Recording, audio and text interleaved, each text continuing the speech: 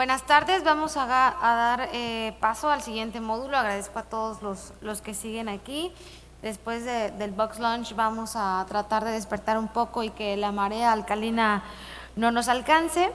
Y bueno, tenemos un experto de talla mundial para el siguiente tema, que es enfermedad celíaca, diagnóstico en el 2025, y para eso invitamos al doctor Alberto Rubio. Él es director del programa de enfermedad celíaca en la Cleveland Clinic, mexicano, amigo de todos nosotros y con muchísima investigación en el tema. Bienvenido, doctor. Muchas gracias, gracias por la invitación y vamos a empezar con el tema.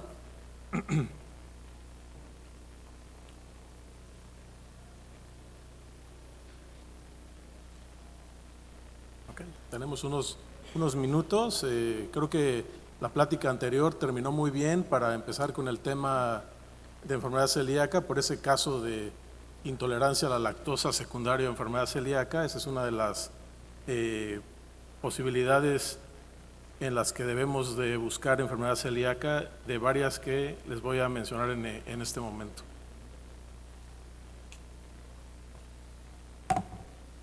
Bien.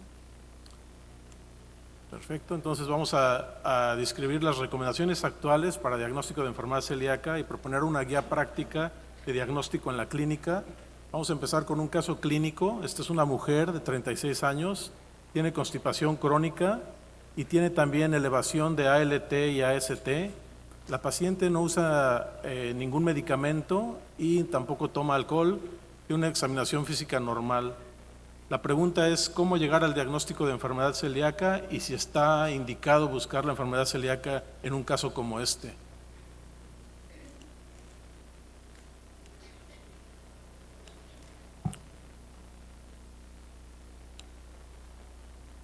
Pase la siguiente, por favor.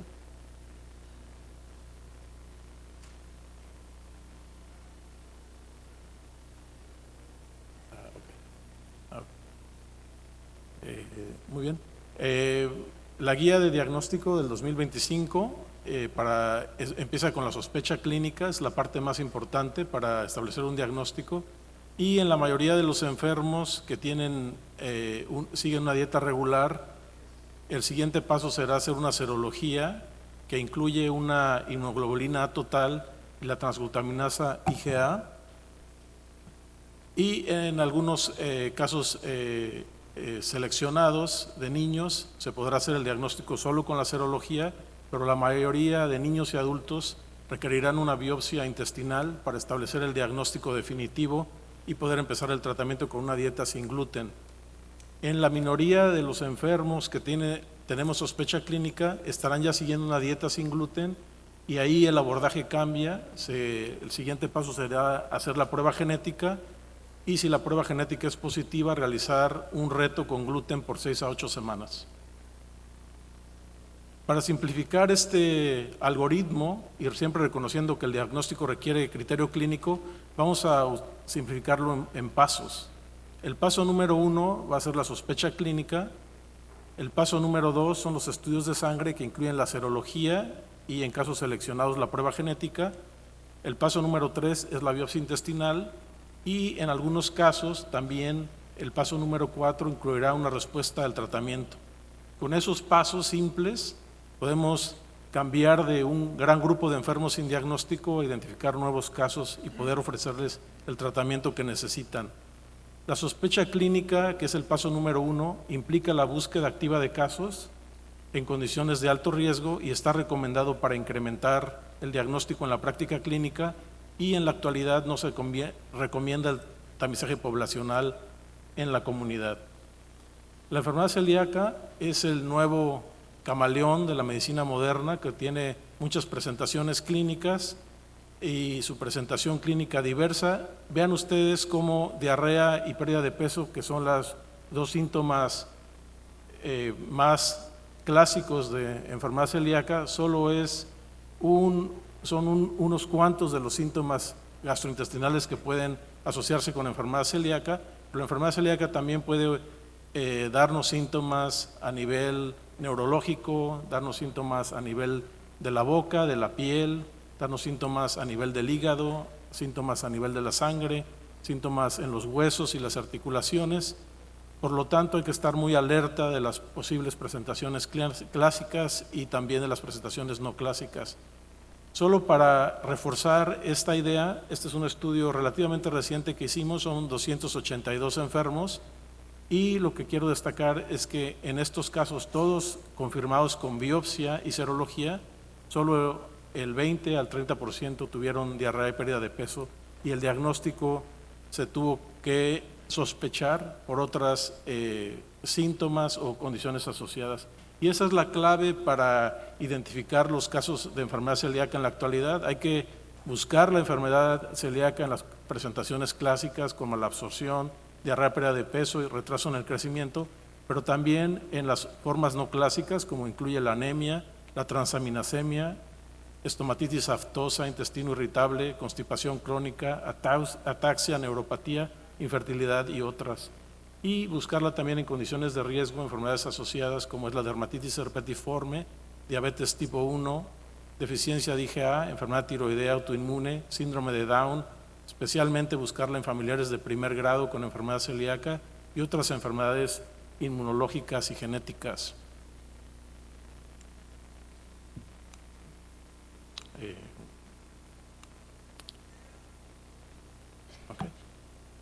Una vez que se tiene la sospecha clínica, el paso número 2 es hacer la serología, que incluye la prueba de transglutaminasa tisular como la prueba de elección. Hace una inmunoglobulina A total, y en aquellos casos que tienen una inmunoglobulina A total normal, la transglutaminasa tisular IgA es la prueba serológica recomendada, y en aquellos en los que la inmunoglobulina A total es deficiente, se puede hacer una inmunoglobulina G de transglutaminasa tisular para hacer el diagnóstico serológico. La siguiente, por favor. Hay varias opciones serológicas para diagnóstico que tienen precisión diagnóstica variable. La transglutaminasa tisular es la prueba de elección, que tiene una sensibilidad del 78% y una especificidad del 98%. Pero, me pasa la siguiente, por favor. La siguiente. Y vemos aquí cómo las otras pruebas serológicas, como los péptidos de amidados de gliadina o los anticuerpos contra endomicio, también pueden ser de cierta utilidad, aunque ninguno de las pruebas tiene una precisión completa. La transglutaminasa tisular, que es la prueba de elección, cuando nosotros ajustamos este estudio al sesgo de verificación, que significa que solo aquellos que tienen la prueba positiva se les hace la biopsia, vean cómo la sensibilidad disminuye dramáticamente de un 78% a un 57% en estos 36,000 pacientes, lo cual nos indica que incluso ante la presencia de una prueba serológica negativa, si la sospecha clínica es elevada, habrá que realizar una biopsia intestinal para diagnóstico. Siguiente, por favor. Vean también, es importante destacar que la sensibilidad de las pruebas serológicas disminuye cuando la prueba se hace con el paciente y haciendo una dieta sin gluten. Para la transglutaminasa tisular IgA, que es la prueba de elección, disminuye tanto desde un 84% a un 16%, y es importante entonces hacer la prueba serológica con el paciente siguiendo una dieta regular. Siguiente, por favor. El paso número 3, en aquellos que tienen una biopsia, una prueba serológica positiva, o en aquellos también que se tiene una sospecha clínica elevada, es hacer la biopsia intestinal, y se recomiendan múltiples biopsias de duodeno tanto en niños como adultos, y en algunos niños seleccionados que tienen una prueba muy elevada de transglutaminasa tisular IgA, más de 10 veces el valor normal, y en otra prueba, una prueba de endomicio positivo, se puede tratar de considerar un diagnóstico o alternativa sin biopsia. Siguiente, por favor. Es muy importante realizar una biopsia adecuada. La recomendación actual es hacer 4 biopsias de duodeno distal y 2 biopsias del bulbo. Siguiente. Y mi práctica personal Yo envío las biopsias de duodeno distal y de bulbo en frascos por separado para facilitar el análisis por el patólogo. Tomo solo una biopsia por cada pase de forceps y utilizo la inmersión en agua para dirigir las biopsias a las áreas que están más afectadas en el segmento duodenal de interés. Siguiente, por favor.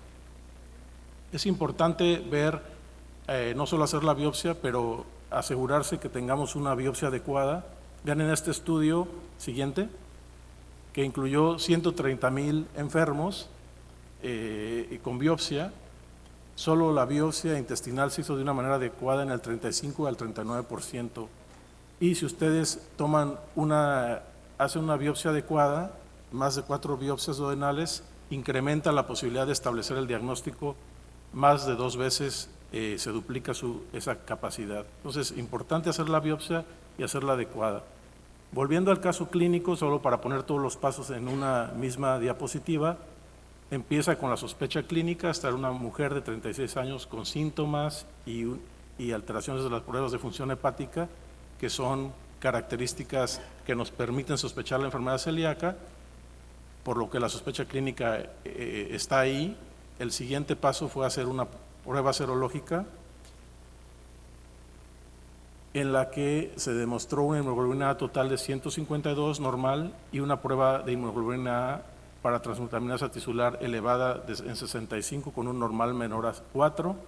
Y vean cómo en la fotografía endoscópica se puede ver los datos característicos de enfermedad celíaca con esos cambios que se destacan con la inmersión en agua, y la biopsia intestinal confirmó el diagnóstico con una atrofia vellositaria y un estadio de Mars 3. Siguiente, por favor. En este caso no había necesidad de hacer el paso número 4, que es la respuesta al tratamiento para confirmar el diagnóstico, pero como resolución la paciente empezó una dieta sin gluten estricta y se encuentra sintomática, y a los 12 meses en el seguimiento la prueba serológica ya se normalizó con una transglutaminasa tisular en 2, y también las pruebas hepáticas se normalizan con un diagnóstico de hepatitis celíaca.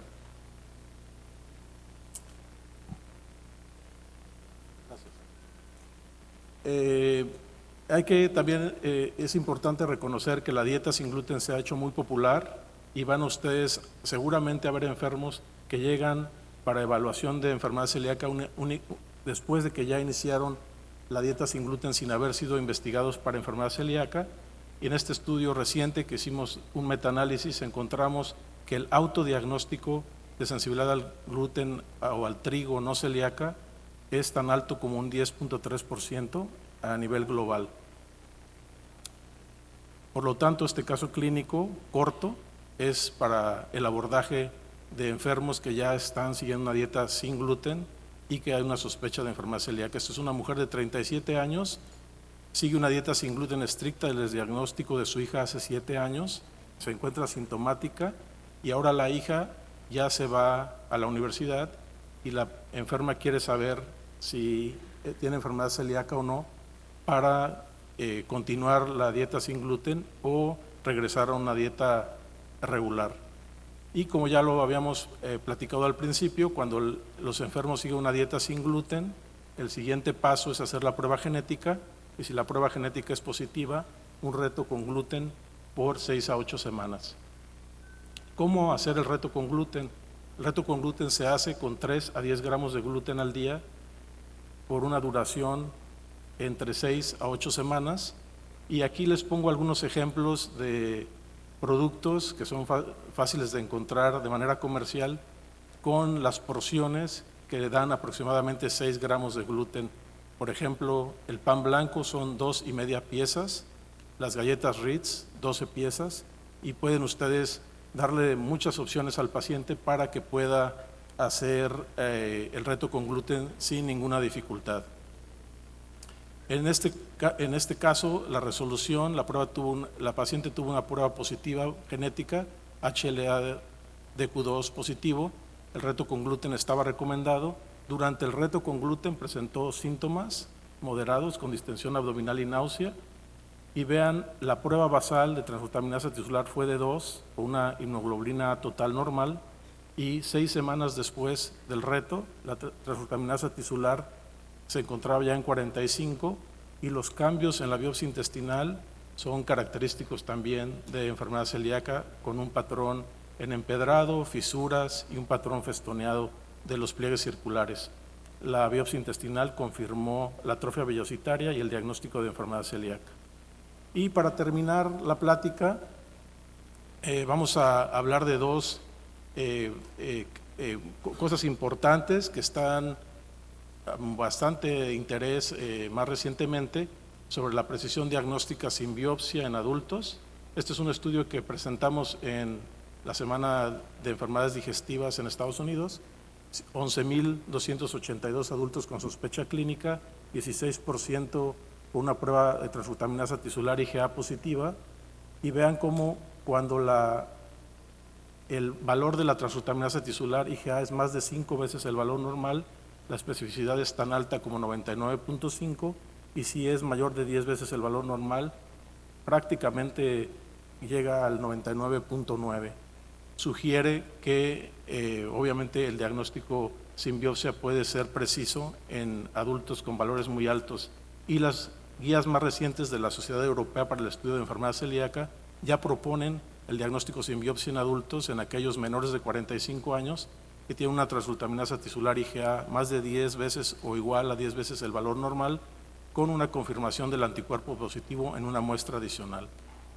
Y finalmente, esta prueba de interleucina 2 para diagnóstico utiliza sangre entera, 4 mililitros, se incuba en 24 horas con péptido de gluten inmunodominantes y nos permite una distinción de enfermos celíacos de aquellos que no lo son, con una sensibilidad del 90% y una especificidad del 95%, incluso en enfermos que están siguiendo una dieta sin gluten estricta. Por lo que esta prueba creo que va a cambiar la manera como hacemos el diagnóstico y va a favorecer más un diagnóstico sin biopsia.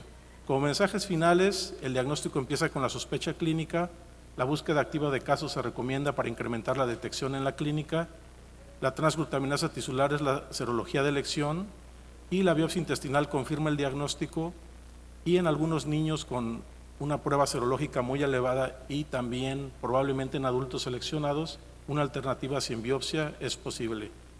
Para aquellos que quieran saber más, les recomiendo este libro muy reciente, apenas se publicó el mes pasado y viene pues muy actualizado con todo acerca de la enfermedad celíaca. Y bueno, muchas gracias por su atención y disculpen los problemas técnicos. Bueno, muchas gracias, doctor Alberto Rubio, por su excelente ponencia. Damos paso al doctor José Antonio Villarrejo. Él pertenece al Departamento de Gastroenterología y de Endoscopía Digestiva del Hospital de Clínicas de San Lorenzo, Paraguay. Fue presidente de la Sociedad Paraguaya de Gastroenterología y de Endoscopía Digestiva. Es el actual secretario general de la Sociedad Interamericana de Endoscopía Digestiva. Muchas gracias, doctor, por su presencia. Buenas tardes, muchas gracias, doctora, por la presentación. Muchas gracias a la Asociación Mexicana de Gastroenterología por la invitación y en especial al doctor José Remestroche, un gran amigo. Es mi tercera vez en México, siempre estoy sorprendido por la belleza de su país y por la calidad de su gente. Bueno, yo también he optado por la opción de casos clínicos para no aburrirlos con algoritmos un poco complicados. Este es un paciente de 60 años, trabajador del agro, recuperado su cuarto episodio de diverticulitis en 5 años. Presenta dolores tipo puntada en fosa ilíaca izquierda, es un nuevo episodio. Pregunta por la dieta a seguir, está predispuesto a la cirugía y tiene un plan de antibiótico, pregunta por un plan de antibiótico en caso de necesidad, ya que su trabajo lo llega a lugares inaccesibles. Luego de recuperado un episodio agudo, lo importante es la precisión diagnóstica, el riesgo de recurrencia, los factores desencadenantes, el rol de los antibióticos y cuándo considerar una cirugía electiva. El diagnóstico de diverticulitis. La sospecha clínica es correcta solamente en un bajo porcentaje, 40-65% de los pacientes. Hay que considerar la tomografía para confirmar el diagnóstico si no hay una imagen previa. Y si está confirmado, hay que reasegurar al paciente porque la diverticulitis recurrente es común. Ahora, cuidado, el cáncer puede asemejarse a una diverticulitis. Ahora, una diverticulitis complicada sí puede tener un riesgo aumentado de cáncer, mientras una diverticulitis no complicada tiene un bajo riesgo. ¿Cuándo hacemos la colonoscopía? Luego de un episodio de diverticulitis complicada, obviamente, y cuando se trata de una diverticulitis no complicada, cuando el screening no está actualizado o existen factores de riesgo. Existe la clasificación DICA, que mismo está establecido en el Consenso Mexicano del 2019. Yo no sé qué utilidad práctica ni cuántos endoscopistas la utilizan, pero bueno, vemos que tiene en cuenta la localización de los divertículos, el número de divertículos, la inflamación de los mismos, la complicación y obviamente da un score con diferentes grados de pronóstico. ¿Cuál es el riesgo de recurrencia de una diverticulitis? Vemos que el 60% de las personas arriba de 60 años tienen diverticulitis, de ellos diverticulosis, de ellos el 5% presenta diverticulitis, durante el 12% da una diverticulitis complicada, y a lo más abajo vemos que de los complicados, de los no complicados, solamente el 4% tiene una diverticulitis complicada a los 6 meses. Ahora, el riesgo de recurrencia existe. Luego, en el primer episodio es 22% a los 10 años, y en un segundo episodio, en otros 10 años, es 55%. Si hay 3 crisis o más, el riesgo cada vez es más frecuente y las crisis son recurrentes. Ahora, la ventaja es que el riesgo de gravedad disminuye. Cuando hay más de 3 crisis, los accesos de perforación cada vez son de más bajo riesgo. ¿Cuáles serían los factores de riesgo para una recurrencia? Paciente joven, sexo masculino, severidad de la crisis, extensión del compromiso del colon, historia familiar de divertículos, tabaquismo, obesidad. Ahora el rol de los antibióticos. ¿Cuál es el rol de los antibióticos? Ha ido cambiando. Este es uno de los primeros trabajos que apareció en el 2012, donde vemos que en la diverticulitis no complicada, sobre todo el lado izquierdo, no hay una diferencia en cuanto al dolor, ni tampoco en las complicaciones, sean estas las perforaciones, los abscesos o a nivel hospitalario la internación. Se han hecho algunos trabajos que han llevado al metaanálisis de referencia, que es el año 2023, donde vemos que, considerando los parámetros de mortalidad, diverticulitis complicada, resección del sigmoide, recurrencia o mismo readmisión, hay una pequeña o no hay diferencia usando los antibióticos. Ahora, no todos los pacientes han entrado en estos estudios. Vemos que han sido excluidos todas aquellas diverticulitis complicadas, han sido los pacientes inmunocomprometidos, aquellos con respuesta inflamatoria sistémica y con antibiótico-terapia en curso o reciente. Esto ha llevado a que múltiples guidelines, tanto americanos como europeos, establezcan que el manejo inicial de la diverticulosis colónica izquierda no complicada debería ser sin antibióticos. Entonces, el tratamiento conservador haríamos en qué pacientes? En aquellos inmunocompetentes, del lado izquierdo, no hay evidencia de complicación, síntomas leves y sobre todo que tengan acceso a una nueva atención. Ahora, ¿cuáles serían los factores de riesgo para que un paciente no complicado siga progresando? Un ASA3, ASA4, duración de síntomas mayor a 5 días, vómitos, PCR mayor a 140, glóbulos blancos mayor a 15.000 y la presencia de una acumulación de líquido, un segmento que va más largo de inflamación en la tomografía basal. En este artículo 2025 vemos cuáles son los antibióticos el esquema antibiótico más en boga actualmente. Todos tienen una relativamente buena eficacia, cada uno tiene sus efectos colaterales. Creo que todos conocemos la asociación de amoxicilina clavulánico, cefalexina más metronidazol o ciprofloxacina más metronidazol. Y el último, trimethoprim, sulfa más metronidazol. Cirugía electiva. ¿Cuándo operar a un paciente con estos datos? Para pacientes recurrentes, una diverticulitis no complicada no tiene que estar basada en los episodios previos. La decisión tiene que estar centrada en la calidad de vida y tiene que ser una decisión compartida con el paciente. Y es siempre mejor tomar la decisión luego que termine el episodio y que el paciente esté recuperado. No tenemos que olvidar que la recurrencia post cirugía existe. O sea, no es alta ni baja, pero es 15% a los 5 años. En cuanto a la dieta, el concepto anterior es mucho más simple. El concepto anterior hablaba de una pobre ingesta de fibra, lleva a la constipación, al fecalito, aumento de la presión, lo que lleva a la diverticulitis. Posteriormente, ya en muchos análisis, este estudio más de casi 20 años, vemos que lo que se establecía antes de las nueces, los maíces, no tiene mucha importancia y no está muy implicado en la perpetuación de la diverticulitis. Y se volvió un poco más complejo, porque hay otros factores en riesgo, genéticos, la dieta y el estilo de vida y las medicaciones, que vemos que actúan sobre la neuromusculatura o mismo sobre el microbioma. Entonces se vuelve mucho más complejo la prevención de los nuevos episodios de diverticulitis.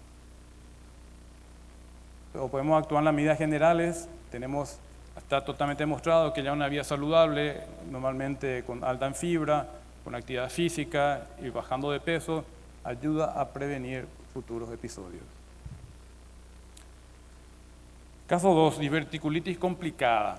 70 años, paciente un poco obeso, acude 48 horas antes a la urgencia por dolor leve en fosa ilíaca izquierda, tratamiento sintomático, actualmente fiebre, dolor intenso, PCR 150 y en la tomografía una colección de 4 centímetros en contacto con el sigmoide.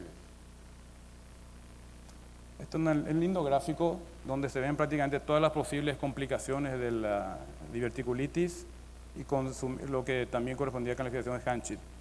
Ahí tenemos el absceso, también el absceso intracapsular contenido, la perforación libre, obviamente las fístulas, la masa diverticular y también la estenosis posterior al cuadro. Esto obviamente se corresponde lo mismo que vimos en el esquema anterior con la clasificación tomográfica, que es lo que nos basa en nuestro tratamiento. Ahora, tenemos varias imágenes de diverticulitis. Podemos ayudarnos obviamente con la ecografía, que dependiendo del ecografista tiene una buena sensibilidad, y también con la resonancia. Ahora los abscesos serían la complicación más frecuente. El tratamiento inicial está dado obviamente con antibiótico más o menos drenaje percutáneo. Tiene una efectividad del 80%. Hay que tener cuidado, si tratamos los abscesos mayores a 4 centímetros, solo con antibióticos, el fracaso puede ser de 25 a 28%. Si hay fracaso o empeoramiento, el paciente debe ir a cirugía. Las fístulas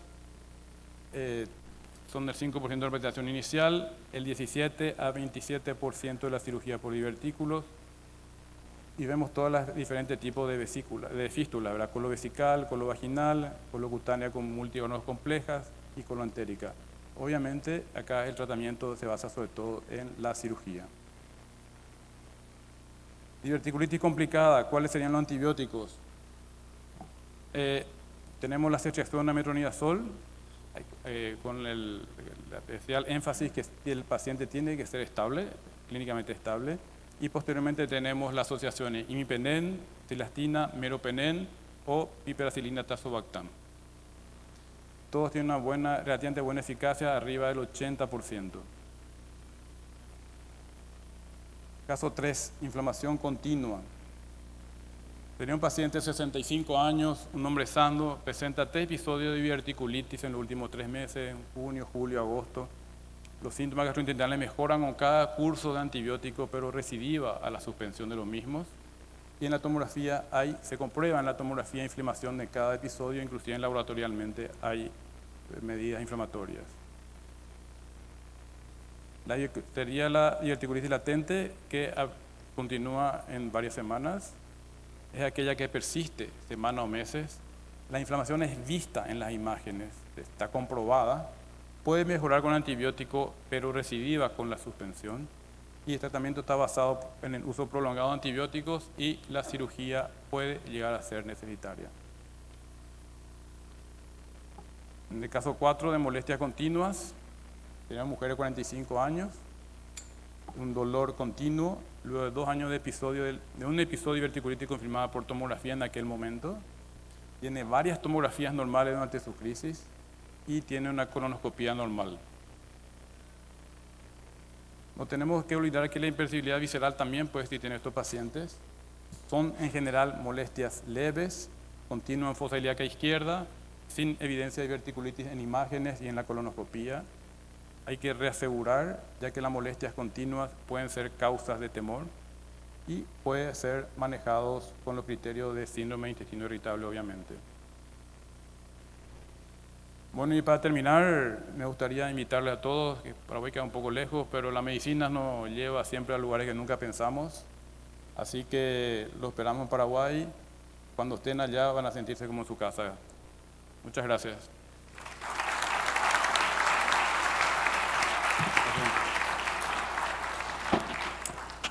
Muchas gracias, doctor. La siguiente conferencia es en inglés. Para aquellos que necesiten traductor, pueden tomarlo en la parte de afuera.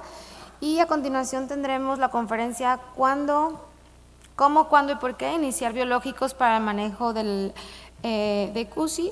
Esta plática está impartida por el doctor James Oliver Lindsay. Él viene del Royal London Hospital de Londres y trabaja en el Centro de Inmunobiología en el Instituto Blizzard. Bienvenido, doctor.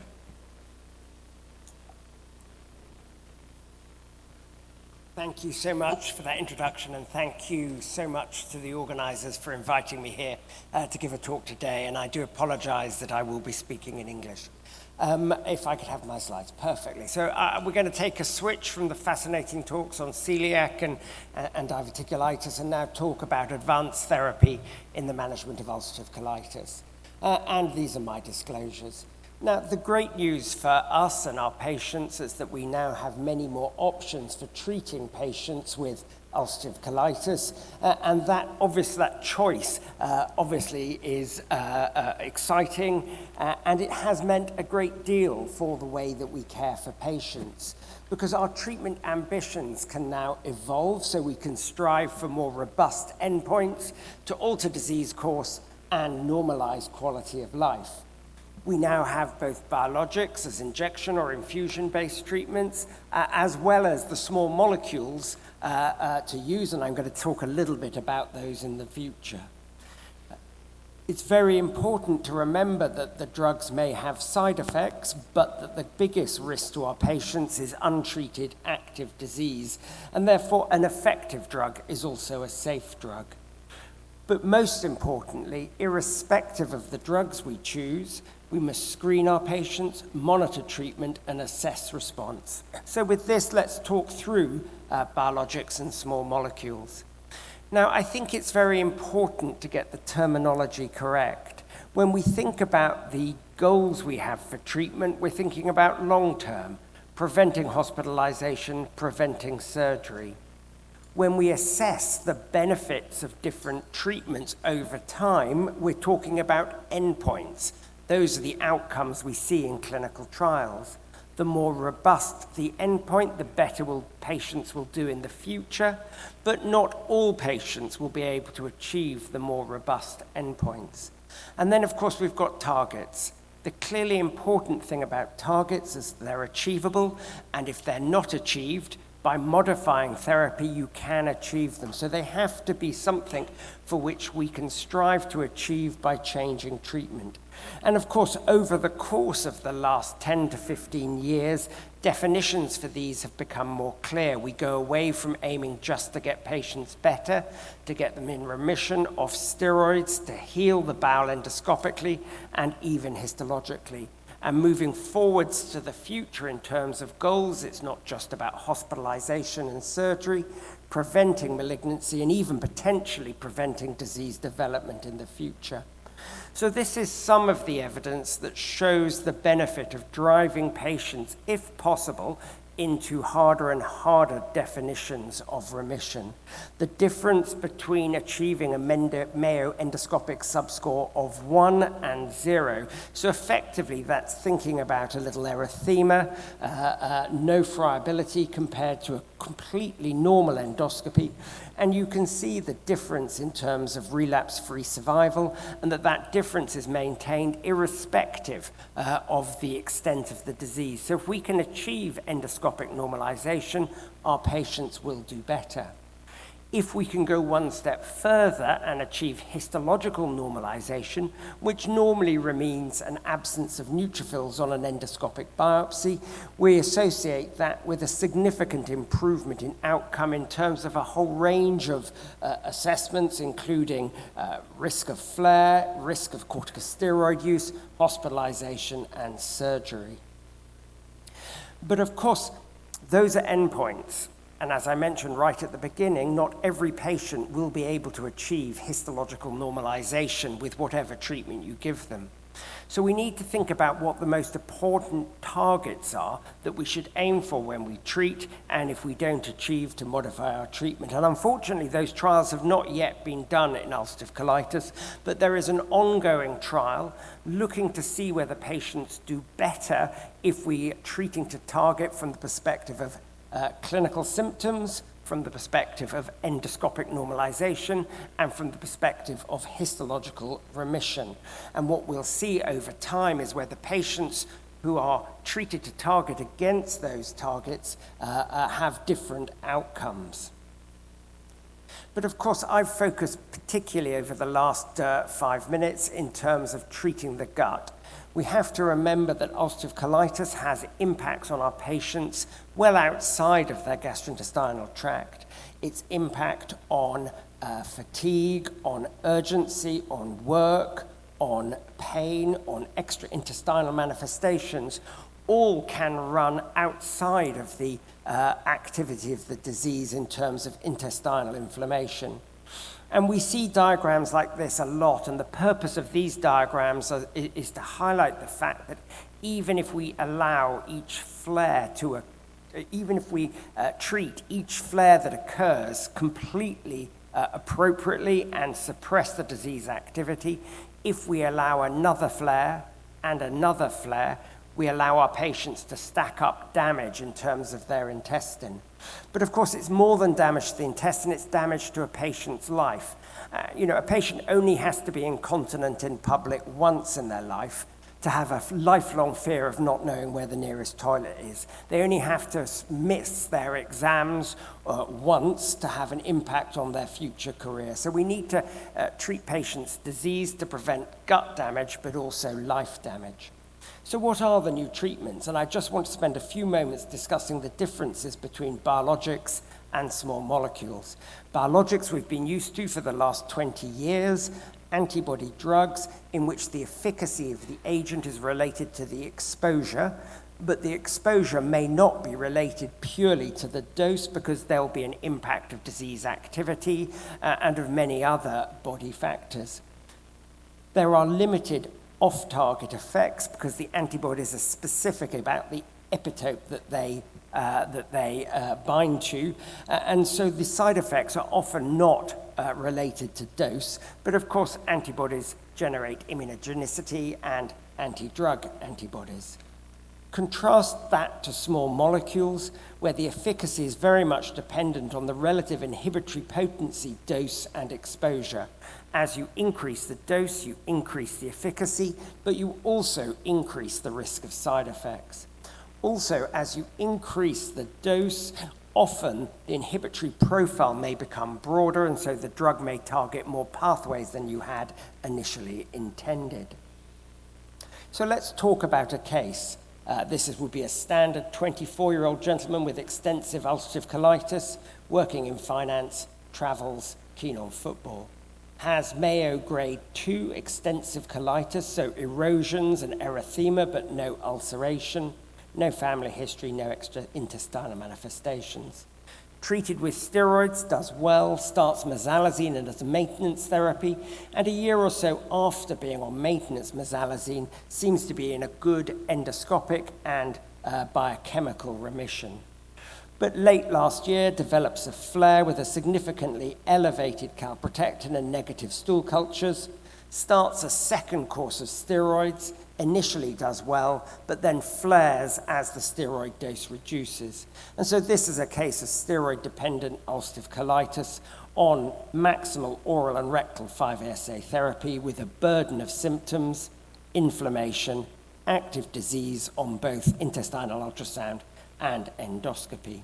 So how do we balance the choice of therapies in a patient like that? Well, there are a whole range of things that we might want to think about: the efficacy, the speed of onset, the safety profile, the convenience, aspects relating to patient comorbidity. What we really want are trials that give us the evidence to support the use of one drug over another, but there is only one head-to-head trial in ulcerative colitis, and that is the VARSITY trial, showing that in the selected bio-naive patients, vedolizumab was more effective than adalimumab across a range of different endpoints, both in anti-TNF naive and anti-TNF exposed patients. And so when we try to think about the relative efficacy of first-line biologic or small molecule use in our patients, we are forced to rely on network meta-analyses which effectively pool the efficacy of individual drug trials, basing the outcome against the placebo response. And you can see this is the latest AGA Association guidelines looking at a network meta-analysis of first-line treatments in terms of inducing steroid-free remission. And what we see from this is all the drugs are effective, all the bars cross over each other, and it's very difficult to assess that one drug is more effective than another. Clearly, there are some things that might make a difference. Speed of onset. If you're keen to avoid a second course of steroids, or if your patient has a burden of symptoms that's limiting their life, speed of onset may be very important. And we see that the small molecules, and perhaps infliximab, have a faster onset of action than many of the other drugs that we use. Persistence on therapy, of course, is another really important thing. Our patients want to be well, but they also want to stay well. And here you can see in the dark and the light blue bars the 1-year persistence in ulcerative colitis and the 2-year persistence. Ignore the orangey red bars, which are Crohn's disease. And you can see that whereas the speed of onset may favor upadacitinib and infliximab, persistence actually favors the P40s, also would favor the P19s and vedolizumab. Finally, when coming to decisions about how to choose a treatment, there's the question about risk. And I think when we think about the drugs that we use in ulcerative colitis, it's very tempting to develop a hierarchy of risk. In our minds, we think there are drugs that have a more favorable safety profile and drugs that have a less favorable safety profile. We might put vedolizumab and the P19s sort of at the safer end of our spectrum, and perhaps combination therapies at the lower end. I would really counsel against this type of analysis. The key problems with this is that all the drugs have spent a different amount of time in clinical use, and therefore our experience of their side effect profile is very much dependent on how many patients have been exposed to them. It took almost 200,000 patients and many million years of patient exposure to understand that infliximab was associated with a small but definite increased risk of non-Hodgkin's lymphoma. We simply don't have that data for a JAK inhibitor. And of course, the other problem with assuming that some drugs are, inverted commas, safer than other drugs, is how we message that to our patients. And in fact, of course, all the drugs we use are safe by definition. The distinction is the patients that we choose to use those drugs in. There are some patients whose comorbidity, their age, coexisting cardiovascular or lung disease, means that drugs with a fewer risk of serious infections are more appropriate. Likewise, age and the risk of lymphoma. And of course, the key risks that we worry about in our patients, the risk of thromboembolic disease, the risk of malignancy, the risk of acute myocardial and cerebrovascular events, are predominantly driven by disease activity and untreated disease activity, and not by the drugs that we use. And so I don't like to think of drugs in terms of a safety profile. I like to think about patients. And I think when we're choosing a drug in a situation where we know that all the drugs we use are effective, all the drugs we use are safe, we think a little bit about that patient. So clearly in a lady trying to conceive a child, you'd avoid a JAK inhibitor or an S1P molecule. In someone with cardiovascular risk or maybe thromboembolic risk, you'd avoid a JAK inhibitor and an anti-TNF. Clearly, in patients with a current or a previous history of malignancy, that's a very challenging time to think about treating their disease, and we discuss carefully with oncologists, but drugs such as the P19s and vedolizumab are often considered appropriate. If a patient has extraintestinal manifestations, HLA-B27 positive sacroileitis, clearly a JAK inhibitor or an anti-TNF that are also licensed for those conditions would be more appropriate. And of course, the extraintestinal manifestations that patients have do drive drug choice.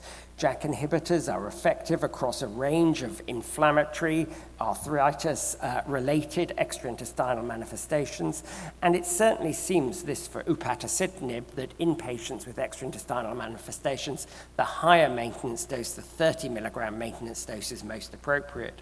We've known for many years that anti-TNFs are an appropriate treatment for both axial and peripheral spondyloarthritis, and of course also for many of the dermatological side effects such as pyoderma gangrenosum. Patients with proctitis often form a very challenging group of patients to treat, not just because their symptoms they experience are often difficult to control, but also because there are very few trials that have assessed the benefit of advanced therapies in patients with proctitis. One of the few that has is the etrasimod trials, the Elevate 12 and Elevate 52 trial. On the right, the dotted line, you have patients with an isolated proctitis showing the benefit of drug over placebo, and you can see that the delta over placebo of about 45%, both at week 12 and week 52 in this treat-through design, is actually greater than those with more extensive disease. And so certainly etrasimod will be a great choice for someone with proctitis. And of course, previous drug treatment has an impact on future drug choice.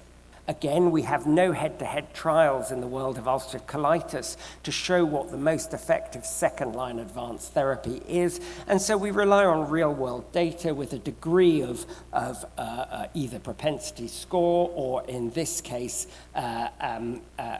inverse probability weighting to assess the benefit of different agents in the setting of bioexposed, and in this particular trial, although there are many which would show equal things, tofacitinib would appear to be more effective than vedolizumab in the bioexposed population.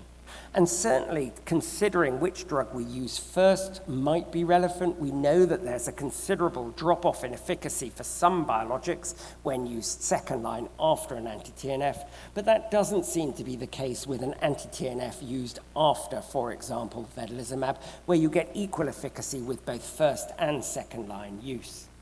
Again, we have network meta-analyses, but as you will see from this, the American Association, all the bars overlap. And although there does seem to be a signal for the benefit of JAK inhibitors in patients who are previously bioexposed, there are no head-to-head trials. And just to finish, something that I think is absolutely critical. It's not just about choosing drugs, it's about choosing how we monitor our patients, how we consider their age, comorbidity, previous history, nutritional status to choose which drug to take. And most importantly, we need to embed a preventative strategy into our clinical practice. We need to have a process by which we screen our patients, we vaccinate our patients, we investigate abnormal symptoms so that we can exclude complications of therapy, and that we audit ourselves to ensure that we have achieved those goals. And monitoring is very important. That ability to be able to assess a patient and see why they are not responding to a treatment. Is it because the symptoms no longer reflect active inflammation? Is it because we haven't given them enough of the drug that we're supposed to be giving them? Or is it because the disease pathogenesis has broken through the therapeutic block associated with the drug we're using? And of course, we can treat functional symptoms, we can optimize or switch, and in people who have disease driven by a different mechanism of action, we switch to a different class. And so to finish, our therapeutic targets are evolving. The more robustly we can deliver endoscopic and histological healing in our patients, the better they will do in the long term.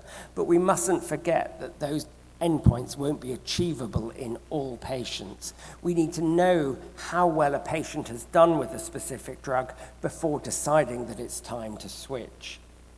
In my view, it's not so much which drug you choose, it's choosing a drug that's working for your patient and monitoring that patient, both from the perspective of safety of the drug, but also disease activity, so you can make a decision as to whether you need to optimize their treatment. Obviously, healthcare economies are different. We all work in different environments with different reimbursement guidelines, but cost undoubtedly will come into the choice in many jurisdictions.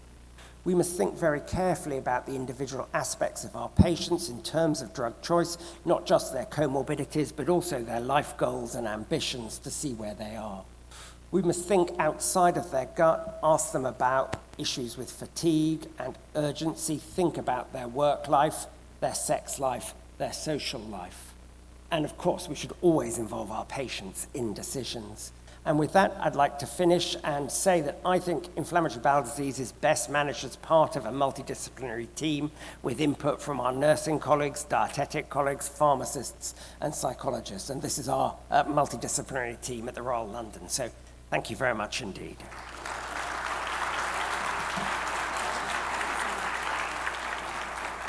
Muchas gracias, Dr. James Oliver. Continuando con el programa, nos toca hablar acerca de la enfermedad de Crohn, cómo llegar a un diagnóstico oportuno. Y tengo el honor de presentar al Dr. Jesús Kazuo Yamamoto Furusho, gran conocido por todos nosotros, especialista en medicina interna, gastroenterología y endoscopía. Tiene maestría y doctorado en ciencias médicas, con un postdoctorado en investigación y entrenamiento clínico en enfermedad inflamatoria intestinal en el Massachusetts General Hospital de la Universidad de Harvard. Es fundador y director de la Clínica de Enfermedad Inflamatoria Intestinal. Asimismo, es profesor del curso de alta especialidad en Enfermedad Inflamatoria Intestinal, avalado por la UNAM. Está en el Instituto Nacional de Ciencias Médicas y Nutrición Salvador Subirán, en el Departamento de Gastroenterología. Es miembro del Sistema Nacional de Investigadores, nivel 3 del CONACYT, y es miembro internacional de la Organización for the Study of the Inflammatory Bowel Disease y de la Academia Nacional de Medicina de México. Y, claro está, es expresidente de nuestra gran asociación. Muchas gracias, doctor.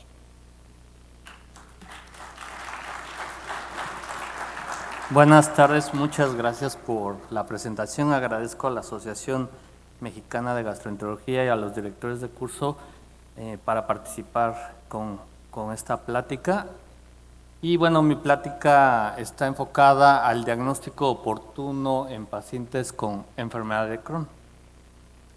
Entonces, para comenzar, la enfermedad de Crohn es una enfermedad crónica y progresiva, la cual, si no realizamos un diagnóstico oportuno, pues esto conlleva a un incremento en el desarrollo de complicaciones, como ustedes pueden ver, estenosis, fístulas, abscesos, que eventualmente puedan llevar a una cirugía, y si no se da un tratamiento también en cuanto efectivo en las fases iniciales de la enfermedad, pues puede seguir recurriendo a la enfermedad posterior a una cirugía.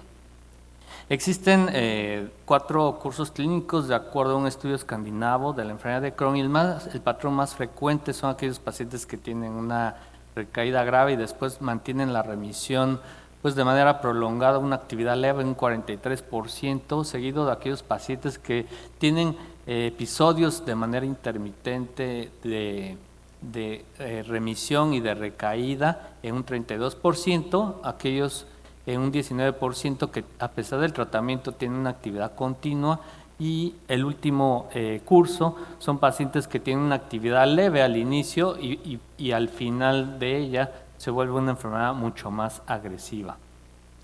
Entonces, ¿cuál es la definición para una enfermedad de Crohn temprana? De acuerdo, aquí les muestro los criterios propuestos, es donde hay una evidencia de actividad inflamatoria, es decir, que el paciente tiene el cuadro clínico que vamos a ver, los marcadores bioquímicos, elevación de reactantes de fase aguda, principalmente calprotectina fecal, actividad endoscópica o radiológica, que no ha tenido alteraciones en la función gastrointestinal, es decir, incontinencia, desnutrición, y también la ausencia de daño intestinal como estenosis, fístula, absceso. Esto es evidenciado por algún estudio de imagen que esta duración de los síntomas sea menos de 12 meses y que el paciente no haya sido sometido a una cirugía ni procedimientos endoscópicos terapéuticos.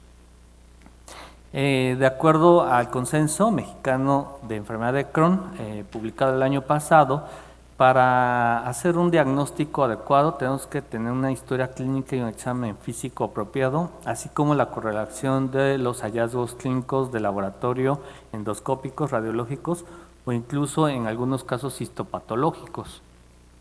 Dentro de la historia clínica ustedes recordarán que son pacientes que cursan con diarrea crónica, es decir, más de 4 semanas de evolución, acompañados de dolor abdominal, pérdida de peso, fiebre, e incluso no hay que olvidar que los pacientes pueden tener manifestaciones fuera del intestino, a nivel dermatológico, articular, oftalmológico, a nivel óseo, y siempre debemos de considerar en nuestro medio que el paciente haya realizado viajes recientes o que tenga alguna alergia o intolerancia a algún alimento, a la ingesta de medicamentos recientes, principalmente antiinflamatorios no esteroideos, o la presencia de tabaquismo. Y en el cuadro de la derecha les pongo las manifestaciones clínicas más frecuentes. Como pueden ver, la enfermedad de Crohn no da una rectorragia, un sangrado franco. Puede ser ocasional, igual la presencia de moco y diarrea, pero sí otros que puedan confundir con otras entidades como el dolor abdominal, pero ya otros síntomas como pérdida de peso, la enfermedad perianal, el desarrollo de fístulas y abscesos, pues eso ya nos habla de datos clínicos compatibles con una enfermedad de Crohn y que se llaman síntomas de bandera roja. La Organización Internacional para el Estudio de Enfermedad Inflamatoria Intestinal desarrolló una herramienta para poder diagnosticar la enfermedad de Crohn de manera temprana y evitar el retraso en el diagnóstico. Y esto está basado en un índice que tiene una alta sensibilidad y especificidad, que ustedes pueden ver ahí, del 96 y 89% respectivamente. En este índice debes de tener una puntuación mayor o igual a 8, en donde bueno, ya hay una alta sospecha de enfermedad de Crohn. Y podemos ver que esta herramienta pues, está basada en banderas rojas, es decir, en datos de alarma, y se postulan 8 síntomas y signos sugestivos, como en la presencia de fístulas perianales complejas, la diarrea nocturna, que tengan familiares de primer grado con enfermedad inflamatoria intestinal, que tengan una pérdida de peso significativa mayor del 5% en los últimos 3 meses, dolor abdominal crónico mayor de 3 meses, fiebre, así como también la presencia de dolor abdominal, obviamente esto que no sea posterior a los alimentos, que no tengan urgencia rectal, y todo esto pues se multiplica por los coeficientes que ustedes ven a la derecha y les da un puntaje. En este estudio, cuando se combinan estas banderas rojas, que es el índice que les acabo de comentar, mayor a 8, y una calprotectina fecal habitualmente mayor de 250, pueden ustedes observar cómo la sensibilidad incrementa de un 50 hasta un 100% cuando nosotros agregamos calprotectina fecal, la especificidad del 59 al 72%, y bueno, aumenta de manera importante el valor predictivo negativo, lo cual, bueno, hace que en un paciente que sospechemos en una enfermedad de Crohn debemos de tener pues, en consideración este índice junto con los niveles de calprotectina fecal. Dentro de la evaluación, obviamente siempre tenemos que considerar la toma de signos vitales, pero en los pacientes con Crohn siempre evaluar la palidez conjuntival, ver si el paciente no tiene datos de irritación peritoneal, así como también se palpa alguna masa o tenga alguna manifestación extraintestinal. Es muy importante siempre hacer una inspección perianal y tacto rectal en estos enfermos. ¿Qué estudios o biomarcadores son recomendados realizar en un paciente que sospechamos enfermedad de Crohn? Una biometría hemática, porque habitualmente encontramos una anemia por deficiencia de hierro, pruebas de función hepática, principalmente por la presencia de hipoalbuminemia, la determinación de reactantes de fase aguda como la velocidad de sedimentación globular y la proteína C reactiva, una cinética de hierro y, como les comentaba, calprotectina fecal. Siempre en nuestro medio tenemos que descartar algún proceso infeccioso, a través de solicitar coproparasitoscópicos, coprocultivo, incluso toxina para Clostridiales difficile. Otros biomarcadores, además de los que les acabo de comentar, pues son los anticuerpos que realmente no nos ayudan a establecer el diagnóstico, pero en aquellos pacientes que tenemos la duda de una enfermedad inflamatoria no clasificable, podemos determinar ciertos anticuerpos como los ASCAS, que habitualmente se pueden realizar en nuestro país. Otros anticuerpos como los que ven ahí no los realizamos, como los ALCAM, CAACA o los antisevir, anti-OMPC o anti-IDOS, que hay que mandarlos a realizar a Estados Unidos. Y marcadores fecales como la calprotectina y la lactoferrina. De acuerdo al consenso latinoamericano, pues siempre tenemos que apoyarnos de estudios de laboratorio, como los biomarcadores de inflamación, tanto a nivel serológico como fecal, y se ha visto cómo la sensibilidad y especificidad de la proteína C reactiva pues, no es tan buena, como ustedes pueden ver acá en la columna de la derecha, comparado con los marcadores fecales, la lactoferrina y la calprotectina, que bueno, tienen mayores sensibilidad y especificidad, sobre todo con los índices endoscópicos para la enfermedad de Crohn. Al igual, pues también estos marcadores fecales tienen una mayor correlación con la actividad endoscópica, y ustedes pueden ver estas correlaciones mucho más altas comparados con los pacientes en donde solamente se determina proteína C reactiva. Se ha visto en diversos estudios, como ustedes pueden ver, cómo hay una correlación directa entre los biomarcadores fecales, ya sea la lactoferrina o la calprotectina, de manera directamente proporcional a la actividad endoscópica. Por lo tanto, son adecuados métodos no solamente para la sospecha diagnóstica, sino también para la monitorización de los pacientes. En cuanto a otra herramienta importante para realizar el diagnóstico es la ileocolonoscopía. Siempre hay que canular el ilion terminal en un paciente que se sospecha enfermedad de Crohn, ya que bueno, cuando se realiza solamente la colonoscopía, el paciente puede tener actividad a nivel del ilion terminal, y si no es canulada, pues se puede ir el diagnóstico. Y otra parte importante es que siempre hay que tomar biopsias, tanto de las zonas afectadas como no afectadas, ya que pues, nos permite evaluar la extensión de la enfermedad. No olvidar que la enfermedad de Crohn afecta a todo el espesor del intestino, desde la mucosa hasta la serosa, y a nivel de la endoscopía podemos ver úlceras aftoides, úlceras superficiales y profundas, que puedan alternar con zonas normales de la mucosa, y puede también el paciente desarrollar estenosis, así como un patrón de empedrado, sobre todo en ilion terminal secundario al proceso inflamatorio. ¿Qué otros procedimientos podemos realizar desde el punto de vista endoscópico? Pues la cápsula está indicada en aquellos pacientes que tenemos una alta sospecha de enfermedad de Crohn, a pesar de que la ileocolonoscopía y los estudios de imagen, ya sean una enterotomografía o una enteroresonancia, resulten negativos, porque puede el paciente tener un patrón inflamatorio en intestino medio. Y esto siempre es muy importante porque, bueno, realmente es una modalidad que nos ayuda, no invasiva, a evaluar la totalidad del intestino delgado. Obviamente, tenemos que antes realizar un estudio de imagen, como les comentaba, para evitar que la cápsula pueda ser retenida. Y los hallazgos por cápsula, pues las úlceras aftoides características que presentan estos pacientes. Otro método endoscópico es la enteroscopía. La enteroscopía pues tiene la gran utilidad de que nos permite tomar biopsias, sobre todo en nuestro medio cuando tenemos que hacer el diagnóstico diferencial con otras patologías como tuberculosis intestinal o algunos trastornos linfoproliferativos, en donde por cápsula no se pueden tomar las biopsias, y también tiene cuestiones terapéuticas en aquellos pacientes que ya tienen el diagnóstico establecido de una enfermedad de Crohn y tengan una estenosis corta, menor a 4 centímetros, de tipo fibrótico. Pueden ser también maniobras para poder dilatar esta estenosis, como ustedes pueden ver en esta diapositiva. ¿Qué otros métodos son importantes para poder establecer el diagnóstico de enfermedad de Crohn? pues siempre nos tenemos que apoyar de estudios radiológicos.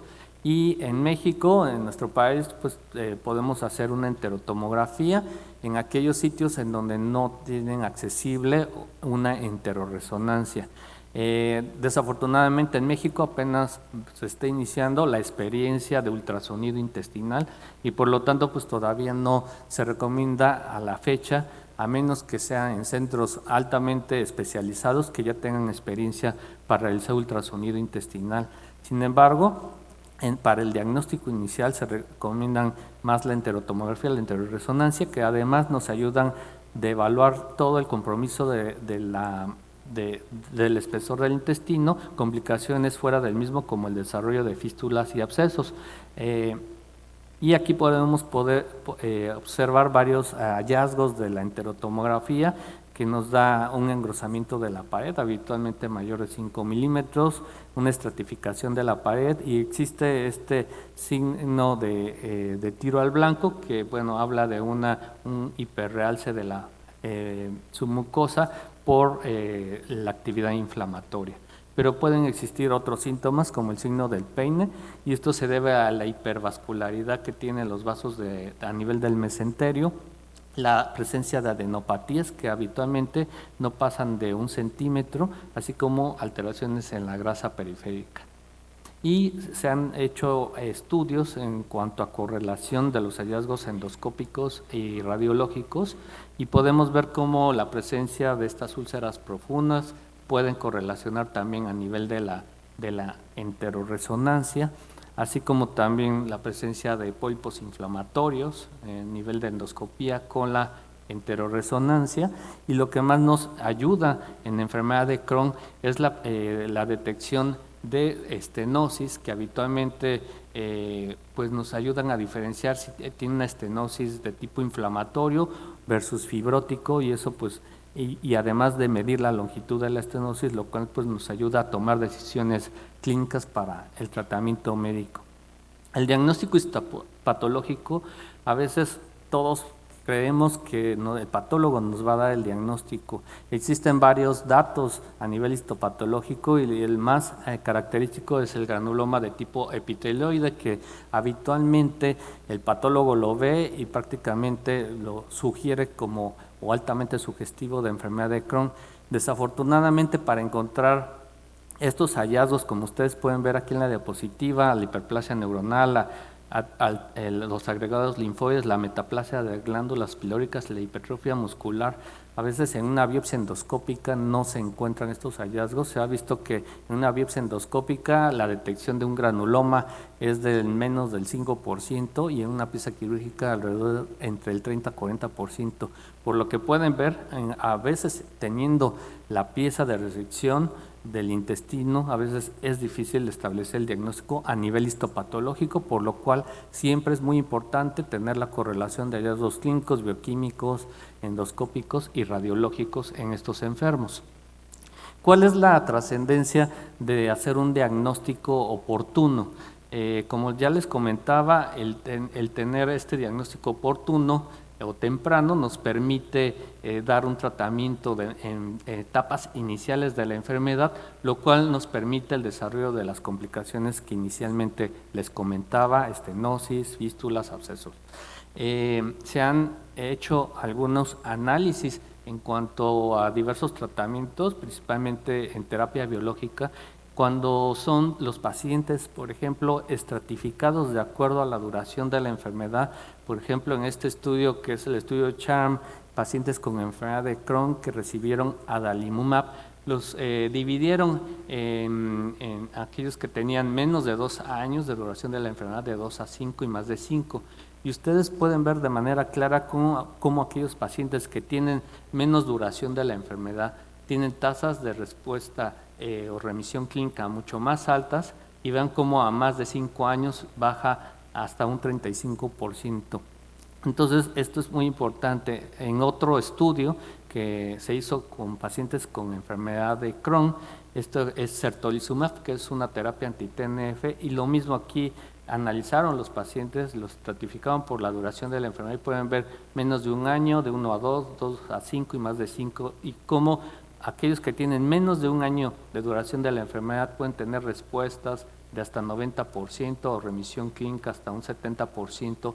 Conforme va pasando o va teniendo más duración la enfermedad, la eficacia de estos nuevos tratamientos o biológicos se va reduciendo a lo largo del tiempo. Entonces, no solamente es el evitar la progresión de la enfermedad, las complicaciones, sino también nos ayuda mucho en iniciar un tratamiento oportuno. Esto también se ha visto en los estudios que se han realizado con vedolizumab en pacientes con enfermedad de Crohn, y podemos ver aquellos pacientes cuando son estratificados a menos de 2 años o más de 2 años, como las tasas de remisión y cicatrización de la mucosa bajan de manera importante en aquellos pacientes que ya tenemos mayor duración de la enfermedad, y de manera más clara aquí en aquellos que tienen menos de un año. Vean cómo la tasa de respuesta es de casi un 40%, la cual baja al 10% cuando tienen de 3 a 7 años de duración de la enfermedad, y menos del 10% cuando ya tienen más de 7 años de duración de la enfermedad, lo cual pues impacta. Si no hacemos un diagnóstico oportuno de la enfermedad de Crohn, esto nos conlleva también a una menor probabilidad para la respuesta a terapias avanzadas.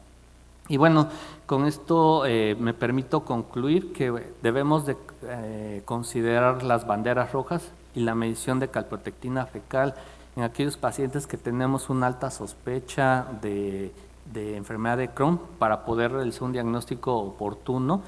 Que el diagnóstico de la enfermedad de Crohn es mediante la correlación de hallazgos clínicos, de laboratorio, endoscópicos y radiológicos, y que obviamente también la parte histopatológica puede ayudar, pues un apoyo, pero sobre todo nos ayuda mucho en el diagnóstico diferencial con otras patologías. No esperen que con una biopsia endoscópica el patólogo les va a hacer el diagnóstico, porque ahí nunca van a realizar el diagnóstico de la enfermedad de Crohn.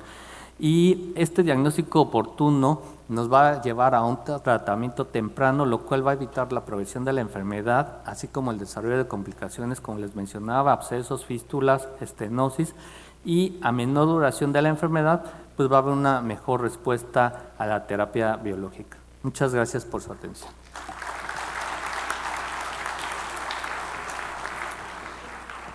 Muchísimas gracias, doctor Kazuo. Y pues siguiendo con el hilo con este tema, pues ahora vamos a hablar sobre detección oportuna del cáncer de colon desde la mirada de una experta. Y para eso invitamos a la doctora Evelyn Decker. Ella está en el Departamento de Gastroenterología y Hepatología en el Centro Médico de la Universidad de Ámsterdam, y está también como parte del Centro de Oncología, Gastroenterología, Endocrinología y Metabolismo en Ámsterdam. Bienvenida, doctora.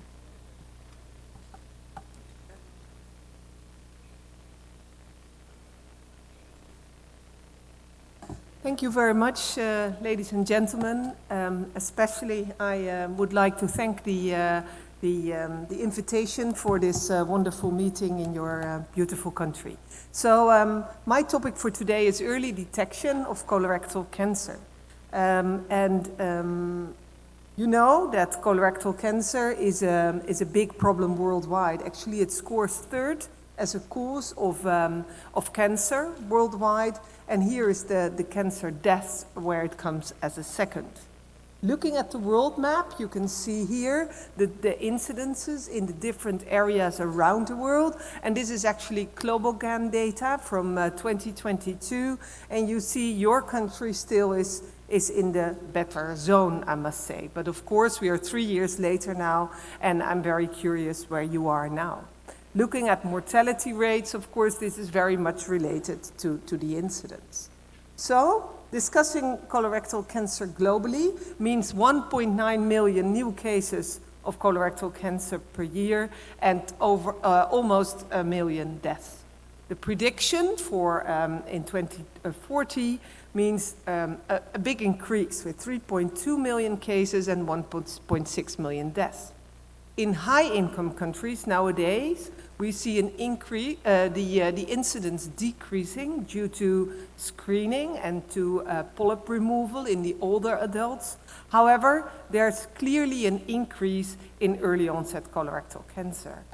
At the same time, in low and middle income countries, we see a significant mortality, and especially in those countries that are currently transitioning, and also remarkably also early onset colorectal cancer. And this all suggests a role for changes in risk factor exposure during early life. And I think you will be aware of all the literature now. It's all circumstantial evidence, epidemiological data, showing that lifestyle really has to do with your risk of colorectal cancer. And you see all the different factors here. It's the overweight, it's the smoking habits, it's alcohol, it's high plasma glucose, low physical activity and sitting, watching television, eating a lot of sugar-enriched foods. Maybe the microbiome has to do with it, antibiotics, and maybe viruses. So all these have to do with our lifestyles nowadays. And to reduce the burden of colorectal cancer, of course, we need to try to prevent it. We can discuss primary prevention, which really means avoiding the disease, secondary prevention, early detection and resection of colorectal cancer or its precursor lesions, and then tertiary, which really addresses already existing situations where cancer is already present and you don't want it to have it again. So, discussing the primary prevention, of course, we go back to these lifestyle changes, and we should advise everybody, I think, in the world, all these fantastic lifestyle changes. But we also know that this is not the way it's going to be done. I also have another slide showing a class with all the rioting little children, but they don't do what we advise them to do. And of course, it's so much easier to ask for help once the disease is there or something is needed. Is there easier ways? Should we discuss aspirin? Well, there is some data out there, but of course it's, again, mostly epidemiological data, and we should definitely balance the advantages and the disadvantages in this case. So maybe something where we need more data, and maybe other pills will show effect. But are we going to prescribe pills daily to be taken to prevent colorectal cancer? Maybe if it does also prevent other cancers or is good for cardiovascular disease, I think definitely this should be discussed. So then going to the secondary prevention. We all know that colorectal cancer has a benign precursor lesion, and you know all that's the adenoma. And we know also the adenoma carcinoma progression is very slow. And you can see here probably it takes about 20 years from one adenoma to become an invasive cancer. And only 1 in 20 will in due time become a cancer. So removing one tiny adenoma is not going to do the whole trick. It's going to mean a lot of overdiagnosis and overtreatment. If we try to define a bit better which lesions develop into colorectal cancer, you might be aware of the term advanced adenoma, which means a larger adenoma, an adenoma with high-grade dysplasia, and an adenoma with velocity. And you can see the yearly risks for each of those lesions. So for sure, they're closer towards cancer progression. So that means that we have an opportunity here. Because we can detect relevant precursor lesions, and I've discussed the adenomas, but nowadays we also know that serrated polyps are also precursor lesions for colorectal cancer. And it's especially the sessile serrated lesions and the advanced sessile serrated lesions with dysplasia that are those risk lesions as well. And if we detect those lesions timely, we can prevent the colorectal cancer because we perform polypectomy.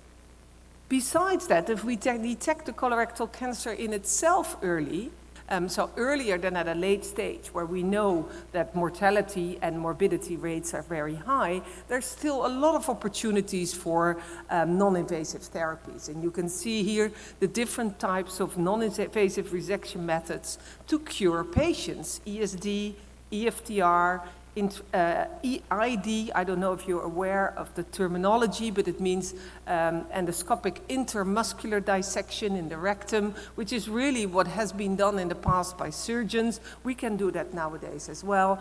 All very nice treatment modalities. So when we think of trying to prevent colorectal cancer, who are we talking about? Which persons? Well, we can discuss high-risk populations. We do surveillance in those and we detect the lesions and resect them. On the other hand, there's the population, the average risk population, and then we speak about screening. And why is this relevant? Well, because there's differences in these populations, both in terms of the risk of the presence of lesions, as well as the related factors from the patient side. So are they willing to comply to whatever we advise them to do? And that means that we might think in ways of different methods for these different populations. So looking at causes of colorectal cancer, who's at increased risk? Well, here you see the different risk factors.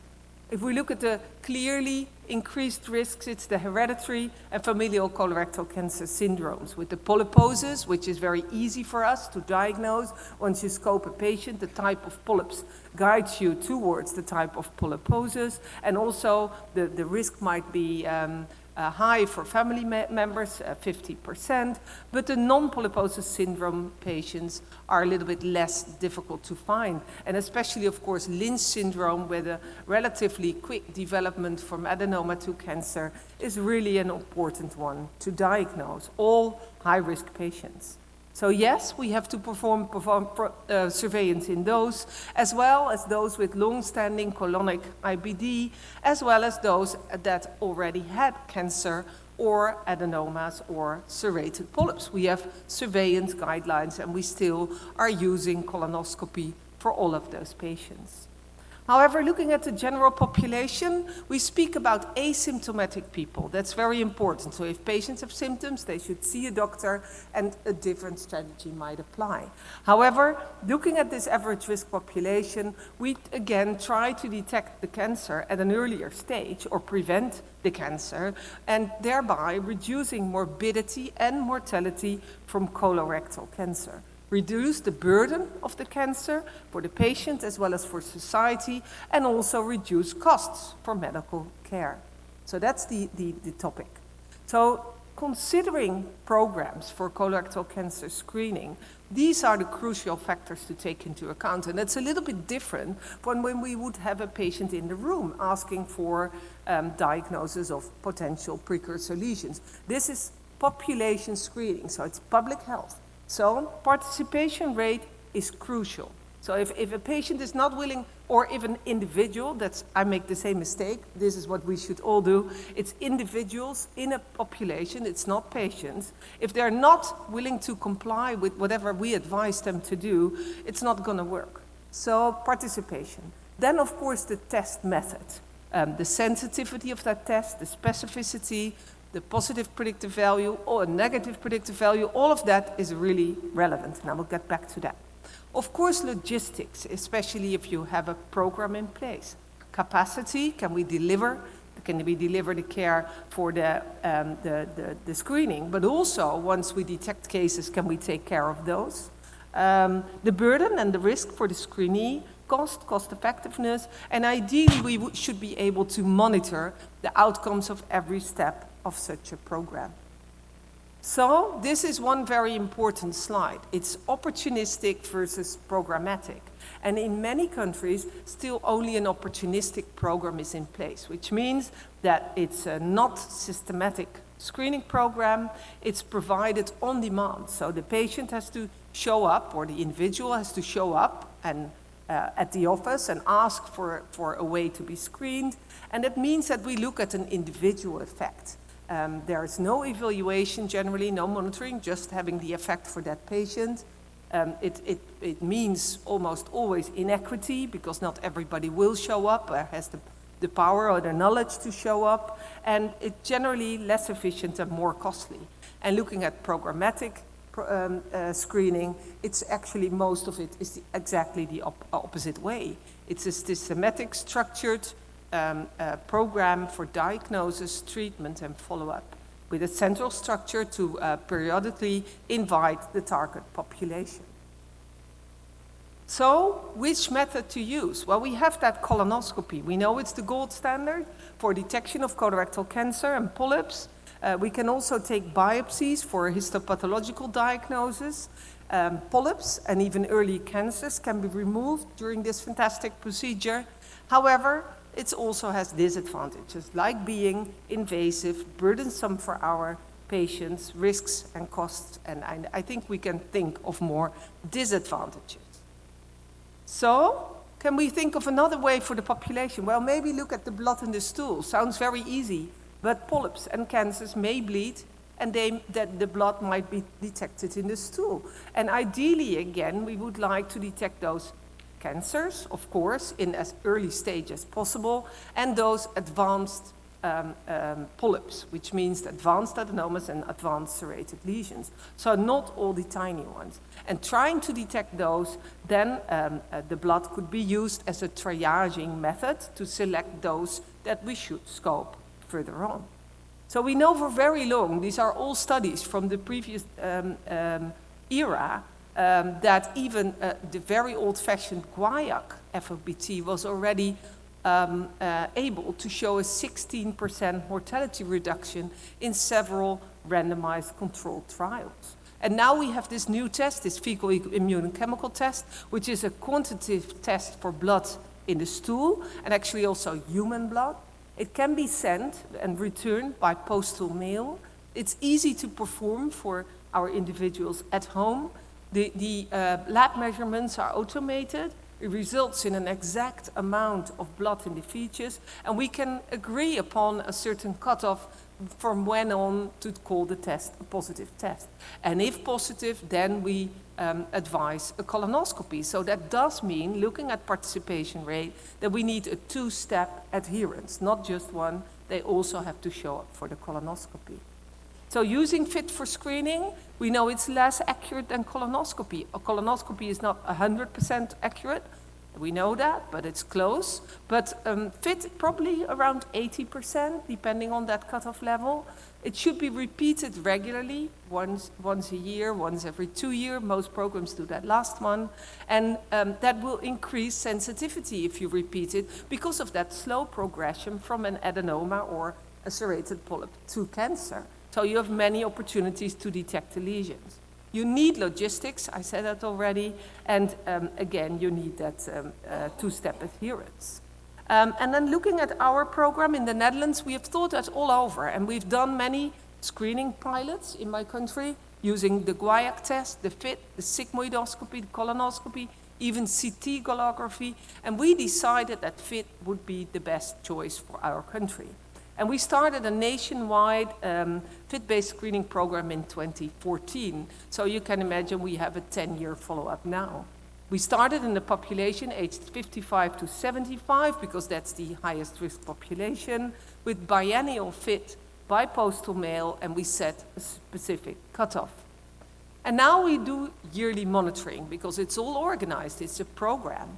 And we have all the data here for participation rate, for positivity rate, for the number of patients showing up for colonoscopy, for the findings. We can all measure it and monitor it, and we publish it yearly. And you can find it on the website. We see now that the colorectal cancer incidence in my country decreases, specifically in those that were in the screening age.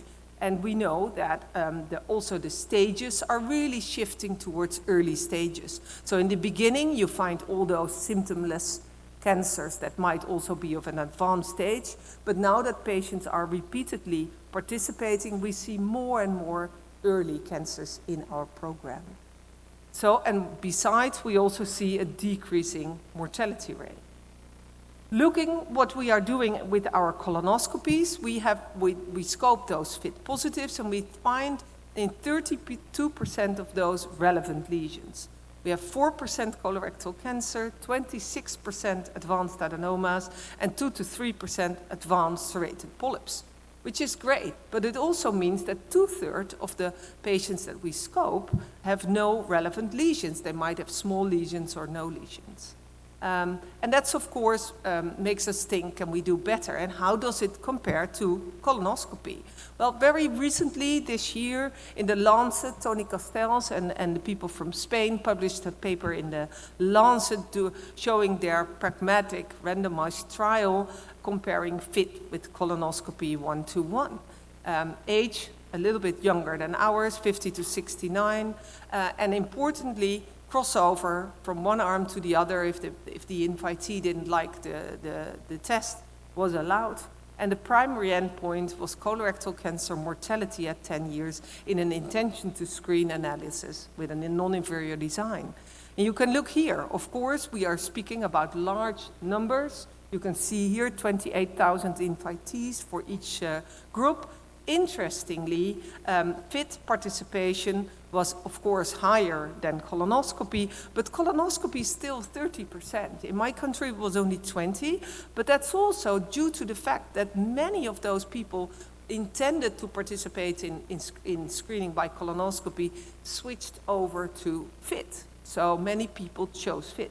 Actually, I forgot to say that in my country, participation rate for FIT is currently 67%, so very high participation rate and higher than this participation rate. But I think this nicely shows this randomized trial. In an intention to screen analysis after 10 years, and this is of course the main endpoint, is that there's no reduction or gain for colonoscopy versus FIT in terms of colorectal cancer mortality. You can see that here. And indeed, of course, as expected, as we scope only those FIT positives in the FIT arm, much less colonoscopies were performed for FIT than for colonoscopy. So considering the two, non-invasive tests clearly have higher participation rates and result in less colonoscopies for the same effect in colorectal mortality at 10 years. But logistics should be in place, specifically for those FIT programs, and adherence also to follow up. That's a problem in many programs, that people don't show up for colonoscopy after a positive test. This is really crucial, and you need to control that. We need longer-term data, of course. Maybe there will be a longer-term advantage for colonoscopy by resecting all those precursor lesions, and other studies are underway. So can we optimize screening programs from where we are now? Well, maybe we can improve sensitivity and specificity of the method that is being used. So apart from participation, because it can always be improved, we can also look at the method. Adjustments in the FIT with the cutoff of the frequency, just to show you that usually the FIT cutoff is a trade-off between sensitivity and specificity. So the lower your threshold, the more cancers you detect, a few more, but at the cost of many more colonoscopies. And this actually is also the same for number of FITs performed at the same time. So looking at the other possibilities, maybe using risk stratification, or maybe other new tests, genetic markers, or maybe in other materials. Well, I think that's a big challenge, because FIT is fantastic. It has a high participation rate, as I told you. It has the potential, at least, in the program. It's non-invasive. It has a rather high sensitivity and specificity, and it's cost-effective. And Iris Lansdorp-Vogelaar from my country, she wrote this MISCAM modeling, and she showed that a new test should really not exceed the 7-fold unit cost of FIT. And FIT is usually, depending where you are, around $10. So that's really, the test can't be too expensive. And looking, for example, at that Cologuard, a multi-target stool test, a DNA test, it's a very advanced test, but actually the sensitivity for cancer is a little bit higher. Mainly with an advantage for the advanced lesions, but the specificity is already much lower than for FIT. So we do many more extra colonoscopies compared to FIT, with some minimal improvement, lower specificity. It is very expensive, and there is also logistic issues because the whole stool is needed and not just a small sample like the FIT sample. So I think this is a difficult battle with FIT. So there's other possibilities. We developed a protein test in a FIT tube, still in research setting. We are now trying to develop it to a daily test setting. And because we didn't want too many extra colonoscopies, we decided the specificities would be the same. Let's look at the sensitivity. And then, yes, there's a little increase, a little gain, and it appeared cost effective. So this is the way you can look at development of new tests. So is there other tests, again, in other biomaterials? Well, maybe, for example, this test from, this publication from Uri Ladebaum, who has looked at the liquid biopsy, so from blood, compared to the fecal tests or colonoscopy. And I think his conclusion was very interesting, because both FIT and colonoscopy were more effective and cost-effective than this new test everybody is speaking about. And interestingly, of course, you can also always remark that if people decline fecal tests because they don't like it, maybe they will show up for a blood sample. So something to discuss for the future and to be developed in the future. These are my last two slides. So my perspective on early detection and prevention is really that we will get away from doing diagnostic procedures, finding mostly nothing or tiny lesions, sometimes a larger lesion or a cancer, but I think we should really not be doing that. And these are the lesions that we would like to detect.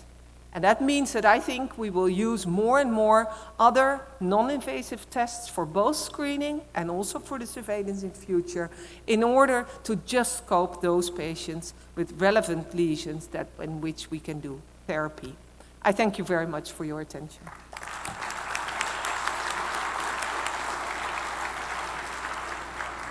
Muchas gracias. Invito a nuestros ponentes. I invite you, our speakers, if you can join here, please.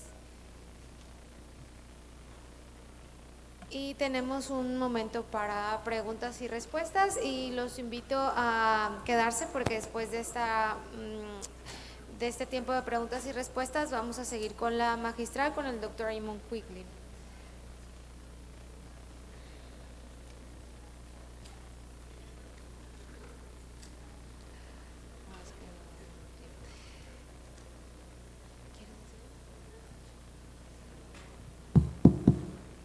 Gracias, doctor. Buenas Adelante. tardes, excelentes charlas. Doctor Rubio, ¿nos podría elaborar un poco a propósito de buscar en una población asintomática la enfermedad celíaca? Me llamó mucho la atención el paradigma de pensar en el paciente con diarrea, pérdida de peso, etcétera. Hablar de una mujer constipada con una prueba positiva que demostró usted que tenía enfermedad celíaca. ¿Cuáles son las consecuencias de pasar por alto el diagnóstico? ¿Qué le pasa a esa población de enfermos que ustedes están buscando tan asiduamente? Muchas gracias por la pregunta. Una de las razones importantes de buscar la enfermedad celíaca, más allá de las presentaciones clásicas, no es tanto buscar la celíaca a nivel poblacional en la persona que no tiene síntomas, en el individuo sin síntomas. Es más pensar en el diagnóstico de enfermedad celíaca en condiciones que no son clásicas, como en el caso clínico, constipación, alteraciones de las pruebas de función hepática que nos explican, condiciones asociadas y personas que tienen tal vez manifestaciones clínicas que van más allá de la diarrea y la pérdida de peso. En esos enfermos que tienen presentaciones no clásicas, el beneficio de seguir la dieta sin gluten es tan importante como en el paciente sintomático con presentaciones clásicas con diarrea y pérdida de peso. Donde está menos claro es en el enfermo que se detecta sin tener síntomas, factores de riesgo o presentaciones no clásicas.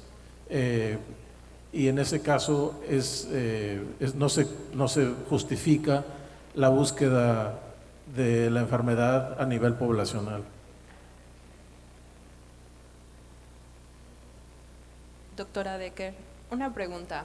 Con el aumento del cáncer de colon en menores de 50 años, este rango nuevo que se ha optado marcar el escrutinio en los pacientes con 45 años, ¿Es viable para todas las poblaciones, para todo el mundo, o tenemos que buscarlo por grupos de riesgo y empezar por colonoscopía o prueba FIT?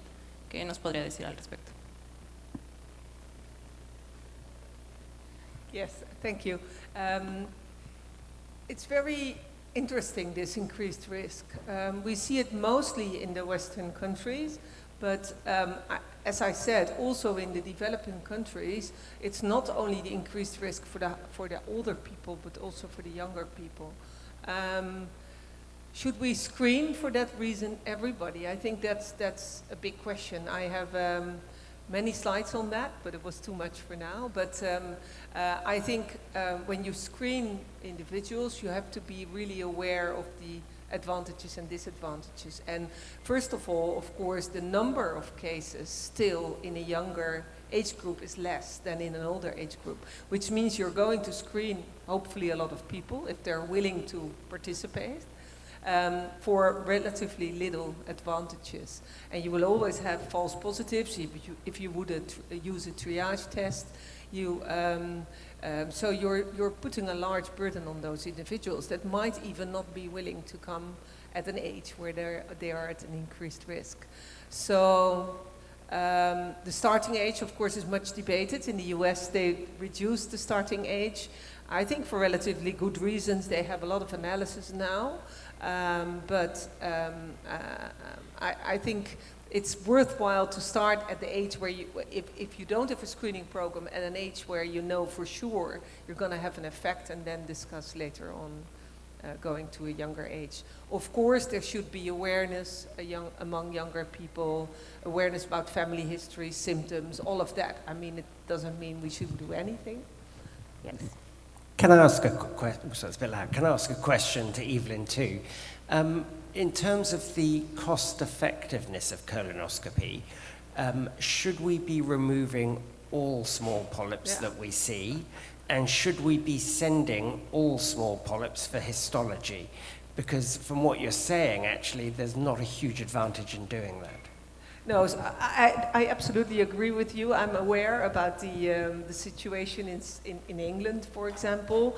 No, I think removing all small adenomas probably doesn't help a lot. On the other hand, once you do that colonoscopy, you better do it with high quality, which means you detect every lesion that's in that colon and make sure you do.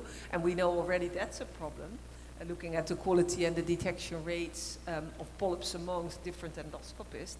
And I think once you're there, you probably should remove them all.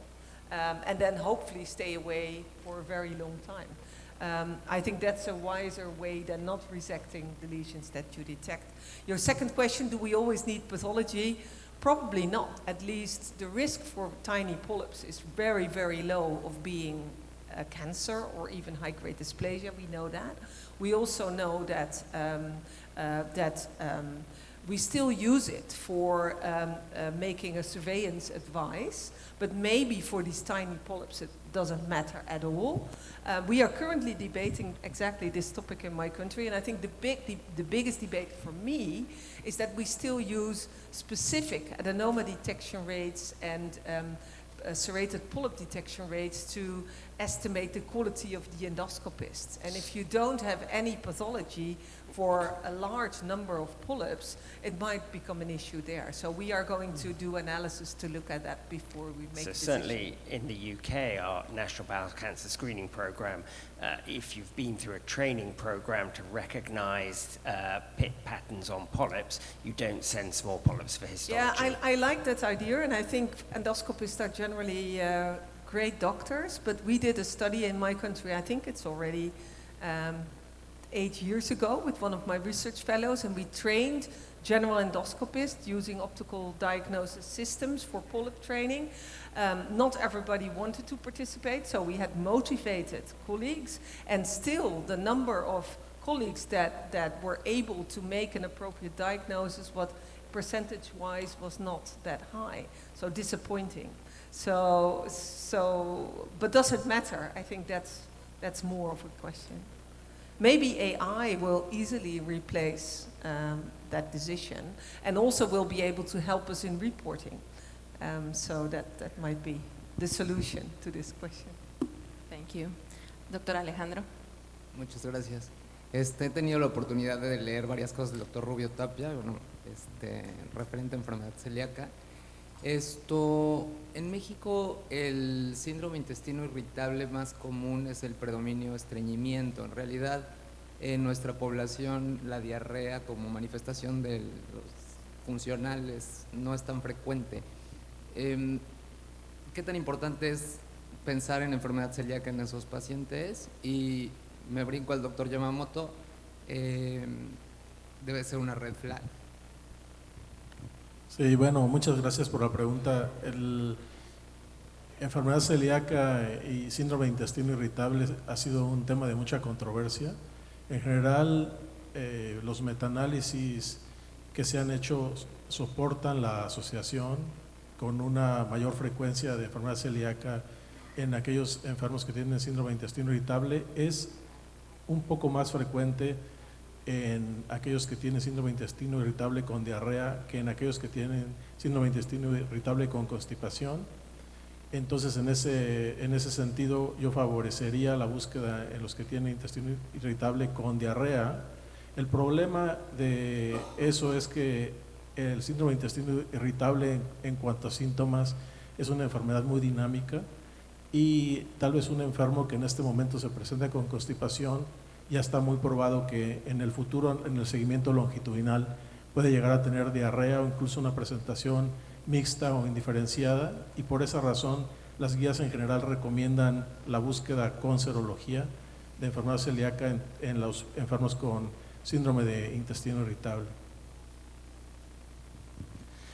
En relación a Crohn específicamente, sí, de hecho, un síndrome de intestino irritable puede simular, ¿no?, una enfermedad de Crohn. De hecho, hay pacientes que tienen datos de Crohn y lo están manejando como síndrome de intestino irritable. Aquí lo importante es mucho el interrogatorio de los síntomas de las banderas rojas que les comentaba, pero también es muy importante solicitar los estudios, ¿no?, como la calprotectina fecal, que aumenta mucho pues el rendimiento o la sospecha diagnóstica, ¿no?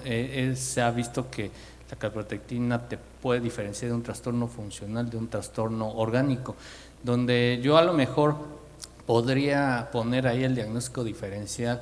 Es un paciente con intestino irritable de predominio diarrea con una colitis microscópica, que habitualmente eso sí llega a pasar.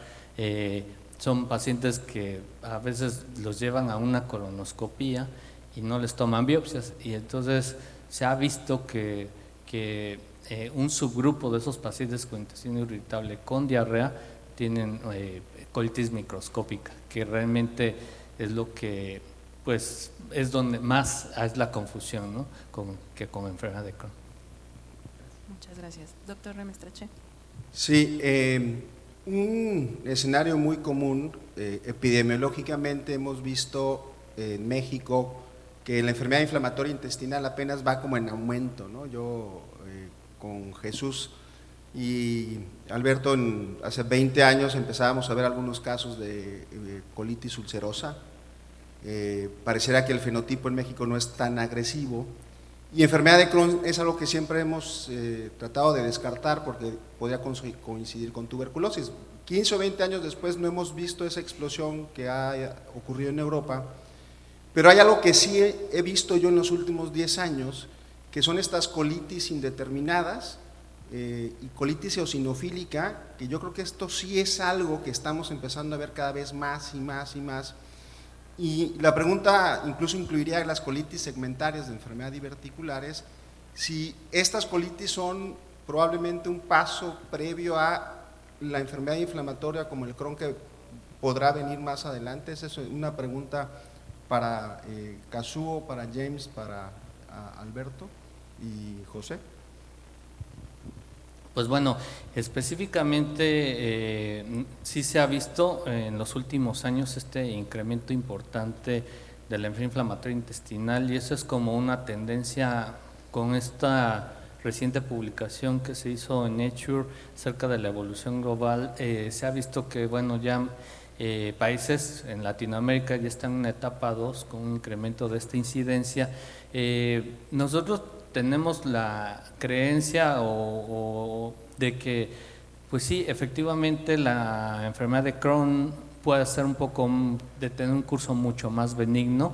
Sin embargo, lo que hemos visto últimamente es que ya no es tanto así posterior a la pandemia, como que alguna cuestión a nivel del sistema inmune ha desencadenado más las enfermedades inmunomediadas, con un incremento pues no solamente de estas enfermedades, sino también de la agresividad.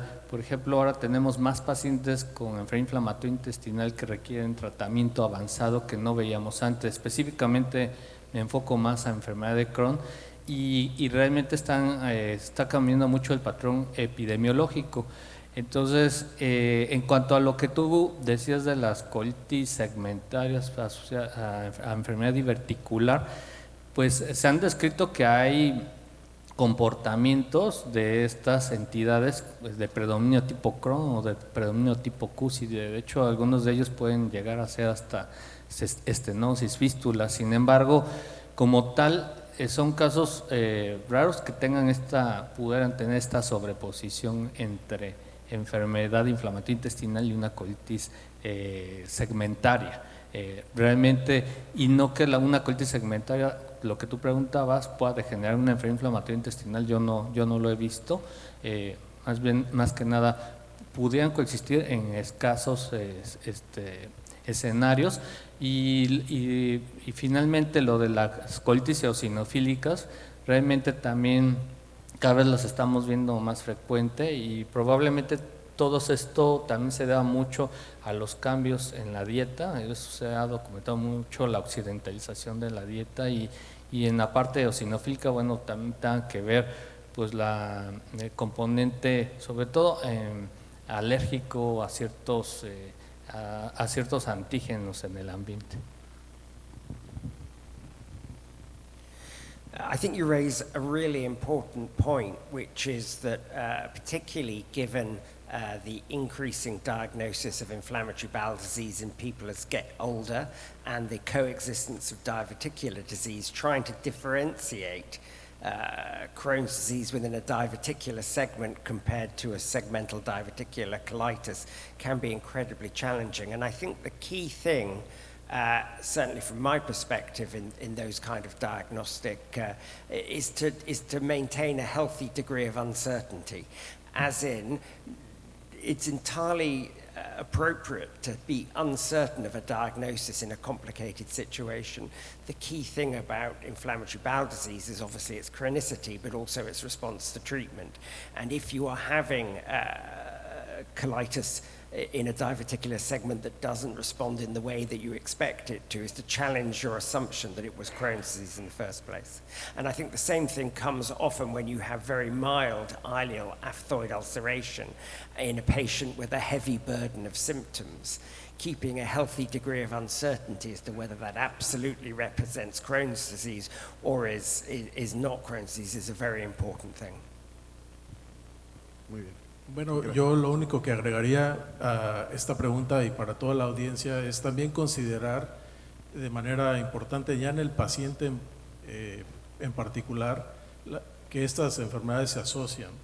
Entonces podemos tener pacientes que tienen enfermedad celíaca y al mismo tiempo tener colitis microscópica, y también pacientes que pueden tener enfermedad inflamatoria intestinal y al mismo tiempo tener enfermedad celíaca, porque hay el factor de que comparten los factores genéticos, y tal vez por ese incremento que se ha visto tan importante en todas estas enfermedades autoinmunes también pueden compartir algunos factores ambientales, aunque la fisiopatología sea diferente.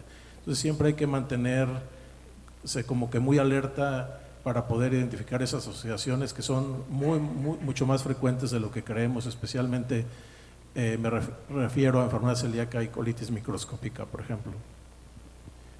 Yo no tengo mucho más que agregar a lo que dijeron los colegas. El SCAT, como dicen en inglés, es un desafío tanto diagnóstico como terapéutico, ¿verdad? Sí quería aprovechar para preguntar al doctor Rubio si no cree que nuestras sociedades científicas todas tendrían que hacer un poco más de esfuerzo para parar esta moda de la dieta sin gluten en pacientes no celíacos, porque realmente es una moda que va probablemente desde Canadá hasta el sur de América.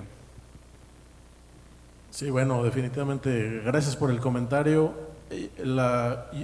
Como también se mencionó durante la plática, muy buena, por cierto, sobre cáncer de colon, uno trata de educar a las personas y tratar de orientarlos entre lo que es más apropiado de hacer, pero la gente al final decide hacer lo que les parece, y esa realmente está habiendo una tendencia muy grande para el uso de la dieta sin gluten, a lo cual nosotros le llamamos la paradoja del gluten, que una misma cantidad de personas que podrían tener enfermedad celíaca y no tienen el diagnóstico, por esa razón no están siguiendo la dieta sin gluten y no se benefician de tener un diagnóstico, y al mismo tiempo personas que no tienen la enfermedad celíaca están siguiendo la dieta de gluten tampoco sin beneficiarse.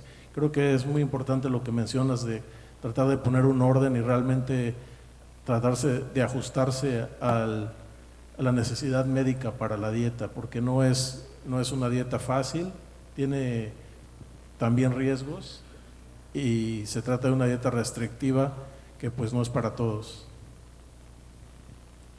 Muchas gracias a todos. Les agradecemos a todos nuestros exponentes sus excelentes pláticas. No se vayan, ya casi vamos a concluir.